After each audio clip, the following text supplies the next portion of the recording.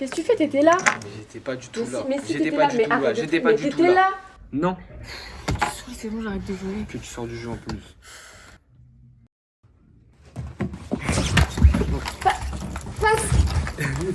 Oh, c'est que des pubs. Non mais donne. Non, laisse, c'est le foot. Donc la récupération de Soumia numéro 8, elle avance, elle tire, et c'est le but! Et c'est encore la joueuse Soumia qui a la balle, mais elle se la fait prendre par le numéro 10 qui est à fond et qui s'élance sur le terrain. Il va marquer, et c'est le but! Et la petite célébration qui fait plaisir. Non. Rends-moi ça. Donne.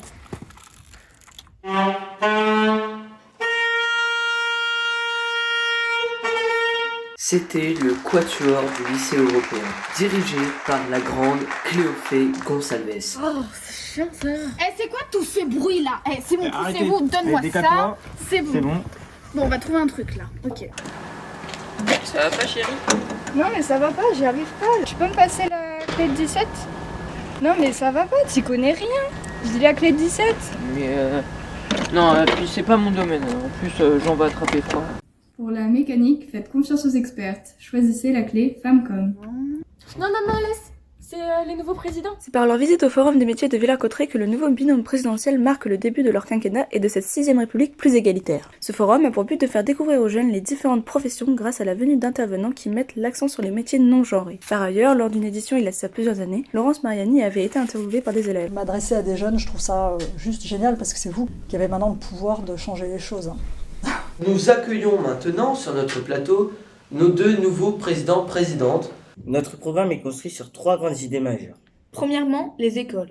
Nous allons changer les manuels et certains programmes scolaires afin de gommer toute forme d'inégalité, car nous avons pu constater ceci lors de notre visite au lycée européen. Par la suite, nous nous occuperons des programmes télévisés, car il y a encore trop d'inégalités et ceci n'est plus acceptable dans notre société.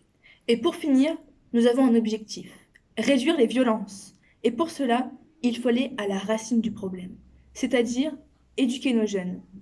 C'est donc dans le but de faire réfléchir nos enfants et de les sensibiliser que nous souhaitons mettre en place des programmes spéciaux afin de prévenir toute forme de violence. Je vous remercie. Lucie Bélanger, experte sociologue, va nous montrer l'évolution de la parité femmes-hommes depuis 15 ans. Pour les manuels scolaires, selon une étude faite par le centre Hubertine Auclair en 2018 portant sur l'égalité femmes-hommes dans les manuels scolaires, il ressortait que dans les manuels d'histoire de seconde, seulement 3,2% des biographies étaient consacrées à des femmes et que certains n'en présentaient aucune.